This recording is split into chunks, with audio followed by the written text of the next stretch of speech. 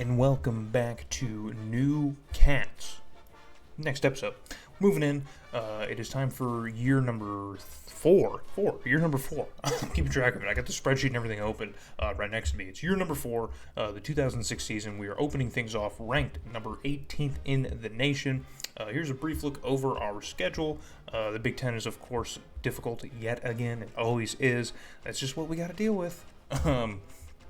But we are looking here to capitalize on last year's 9-4 success where we lost the Alamo Bowl. We had a pretty rough year recruiting-wise, but looking into the season here, we're starting off with a road game with SMU, and we already lose. We lose by 6 points to the SMU Mustangs, and follow that up with a blowout victory over Tulsa. Tulsa's always bad in these games, so of course we beat Tulsa. I'd be upset if we didn't beat Tulsa. That is essentially our FCS game, honestly. We followed up with another very close victory over Oklahoma State, so I guess in real life, like, we'd be kind of like scared, like, are we good? Are we bad? Because I think we're kind of bad with the way things have played out so far. But we followed up with another victory over Arizona State, so we go 3-1 in our out-of-conference play as we head into Week 6, playing number 1 ranked Ohio State. We creep into the rankings here at number 25 for this game, but we managed to somehow upset the Ohio State Buckeyes. That is our first time beating the Ohio State Buckeyes in this entire series. We upset the number 1 ranked Ohio State Buckeyes and then immediately followed up with a loss to Minnesota. Like, what is going on? At what cost? We beat Ohio State, but at what cost? We finally lose to the Golden Gophers after dropping 30, 40-plus points a year on the Golden Gophers.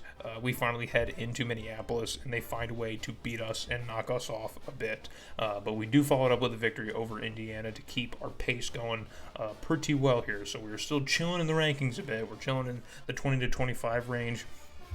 We slide into our bye week in the middle of the year, ranked at number 20, and move up to 17th in time for our victory over the Wisconsin Badgers. In Wisconsin, man, we somehow pulled that one off. So we've beaten our biggest rivalry so far, cruising to a 6-2 record as we head down the stretch, the toughest part of our schedule here, and we cough up a loss to the Purdue Boilermakers, another close loss. So all of our games have been pretty close so far. Even our wins haven't been super convincing. We've had 1 or 2, but so far we've been struggling here. And another 12-17 final score as the number 12th ranked Penn State Nittany Lions hand us our 4th loss of the year, our 2nd straight loss. And now we head into the Big House in Ann Arbor, and we followed up with a 3rd straight loss. So with our season looking pretty impressive heading into the back end of our schedule, it's immediately unraveled and just completely went to tatters as we close off our season with another close victory over the Fighting Illini. We just barely inched one out over Illinois, who finishes 4-8. So, pretty tough, difficult year for us. Kind of all over the place, a roller coaster of emotions. We finally overcome the behemoth that was the Ohio State Buckeyes, but we cannot overcome Penn State, who ended up having a pretty bad year. We lose to Michigan, a game we don't normally lose to, and they had a bad year, just all over the place. But we do win a Thorpe Award. We win the Jim Thorpe Award. Ahmad Doyle, our free safety, wins the Jim Thorpe Award. So let's get a round of applause here, a round of golf claps for Ahmad Doyle, as we do get at least one trophy for this year, and there is your Heisman voting. Of course, we're not in it because we're never in it. Why would we be in it? But we do get ourselves a bid to play in the Motor City Bowl against Marshall, the class of the MAC, in this game. Marshall has an amazingly dominant season, 11-2, and we are somehow supposed to go up against them. So in the little bars here, the little rankings, we're actually pretty on par with the Herd, the Thundering Herd.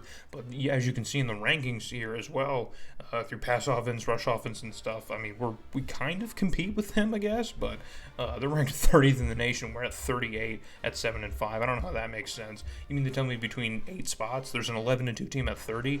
How are they not ranked? I don't get it.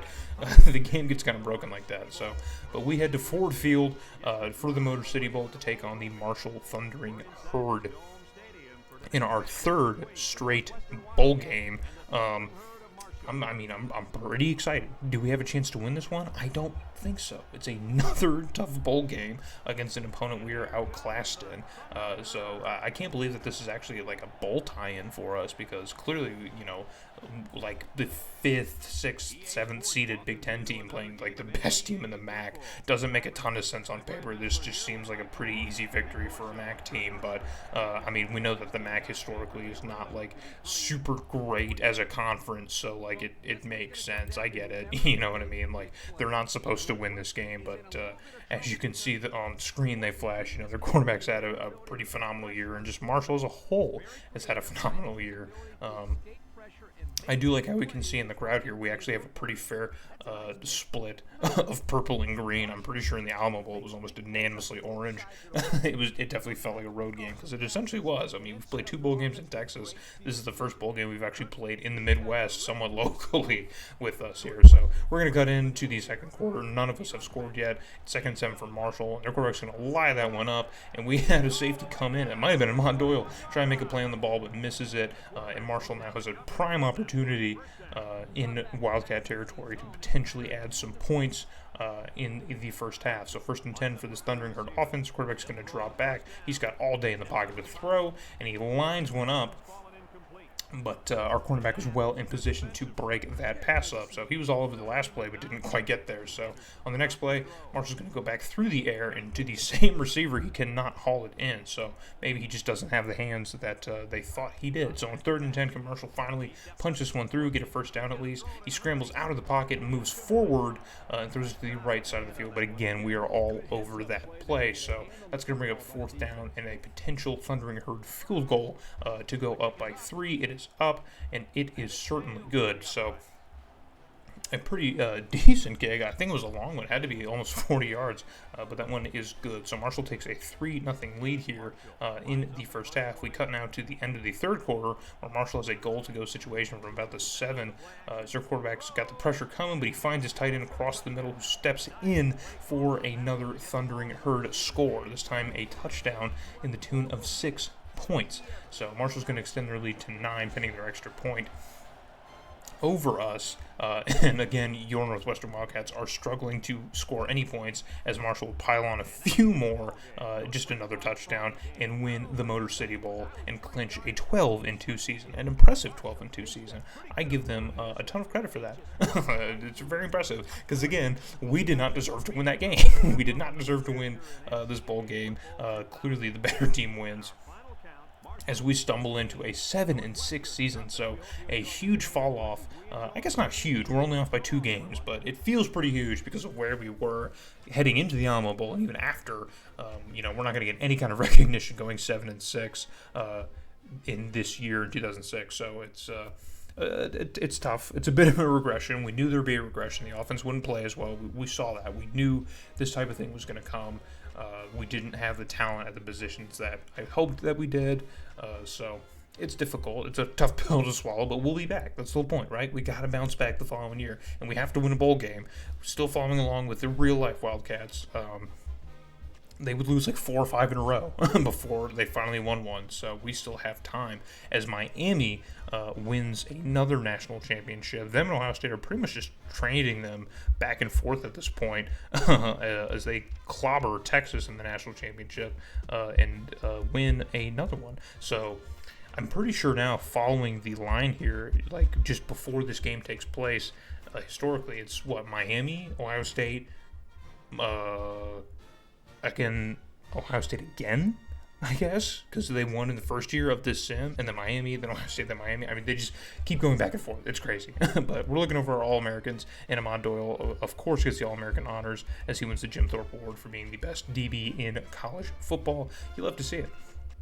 You love to see it. And I'm glad we finally get, we're getting some more recognition here. So even if we don't take home a bowl game, we at least get some form of hardware, some form of recognition from the rest of college football. And that'll be enough for me. That'll be enough to sustain me as we move forward. So that is our second straight first team All-American selection. So we're doing something right, I guess. Looking over the rest of the Big Ten, we falter quite a bit. Geez Louise, look at us, man. Look how many teams there are before they get to us. There we are, sitting here at 8th in the conference, which has got to be close to our worst placement. Again, I don't know where we were in the first year. I didn't look. I didn't get that, but We follow up a 4th place finish in the Big Ten with an 8th place finish behind all of our bitter rivals, Michigan, Penn State, Ohio State, you name it, all of them. Even though we did manage to beat at least the Buckeyes, but yeah, Penn State and Michigan did ruin our day. So looking at the top 25, how things sort of finished out for everybody else. Washington and Penn State kind of sneak into the rankings here at the end, as does Wisconsin. So we get a lot of Big Ten teams kind of sneaking in here at the back half of the top 25. And then Marshall finally gets the recognition that they deserve, and they cruise into number 25 after a 12-2 season. A freaking 12-2 season. That is just nuts that it took them doing that, beating us in the Motor City Bowl, to finally be like, okay, well, I guess we'll rank them. We got to rank them, right? So Clark Huff gets close to the 3,000-yard mark, much closer than number 14 ever did. But the 17 touchdowns to 17 INTs is not great, and that completion percentage dipping below 50 is even grosser. So another pretty terrible quarterback season by a Northwestern quarterback. It makes sense. But Trey Morrison puts 1,200 yards on the ground and 10 touchdowns. 1,200 exactly, not a yard more or a yard less. So his production is way up from where it was last year. He got a good bit of work last year, but we've absolutely doubled his production. I mean, you can see in the attempts, we doubled it in his junior year. So much more coming out of him that is impressive, that we enjoy. So moving in now to the rest of the rushing production here. Clark Huff, our second leading rusher, with only 193 yards. I mean, just it's not even worth it. The sim makes him do that so much. Looking at receiving wise, we do have another 1,000-yard receiver. He's only got 1,005 yards, but he did hit the 1,000 mark. He probably did that in the bowl game, honestly. I bet he probably did. He probably went into that game with like 950 yards, and he was able to break 1,000s. But L. Avery, our second top receiver, almost hit 1,000 yards too. So even though Clark Huff had an absolutely horrendous first year as a starter, we still almost had 2,000-yard receivers. So looking over our line here, the production was a little bit better. Of course, for this right tackle, he did a whole lot better. For Felix Dunbar, things were about the same. He just let in a lot more sacks, which is not very good. Yeah, that seems to be the consensus among our O-line. The sack numbers were just way up from where they were a year ago. So not only was Clark Huff probably making terrible decisions, but he was under a lot of pressure. Justin Frederick puts up a career best 112 tackles, dude. Amazing, 112 tackles. The rest of his numbers are pretty on par. Pass deflections was not where it normally is, but that is okay. And then Ahmad Doyle, I'm pretty sure this is probably his first year as a starter for us. He absolutely shows out and earns his trophy. He'll be having that in his trophy case, whether he decides to sell insurance or sell cars. He'll always have that Thorpe Award. He'll probably have it on his desk. I wouldn't blame him. Looking through the rest of the team here, yeah, production across the board is kind of the same.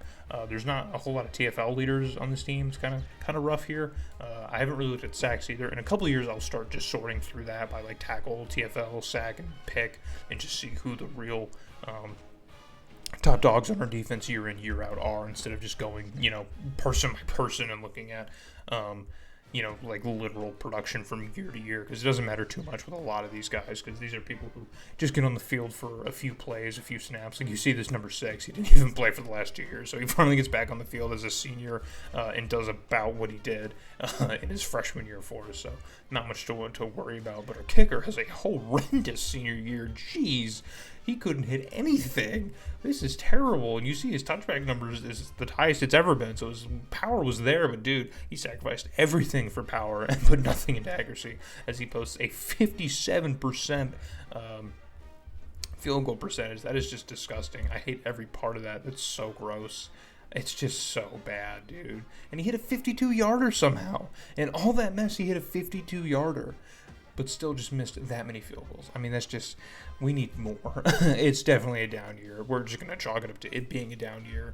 We'll move ahead with it. It'll be okay. We'll get better. We'll get a little bit better. I promise you. It may take some time, but we will get a little bit better. So looking over our stat rankings again, our conference numbers are way, way down. Our rushing yards per game, which is kind of nuts because since we have the 1,200-yard rusher, I doubt that's like anywhere near the top in our conference with, some of the teams that we have. But still, to be like 11th in the Big Ten in rushing yards per game, we still put up 1,200 yards is kind of crazy. So we allowed the most sacks in just all of college football, like the most.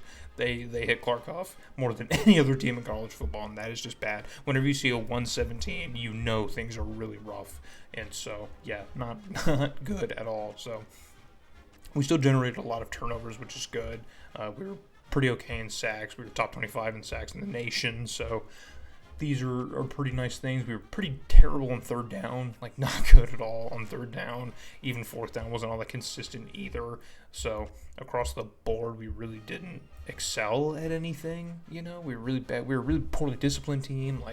Efficiency was just not good for us. Like the numbers that I would expect for us to be good year in, year out just wasn't good. So we really have to kind of step back and really reconsider and think about how we can improve this and move forward from this situation. So, but moving ahead now, we will look into the 06 offseason and ahead to the 2007 season and hopefully get any kind of improvement here, make it to another bowl game, hopefully win one of these. So I hope to see you guys in the next one on New Cats.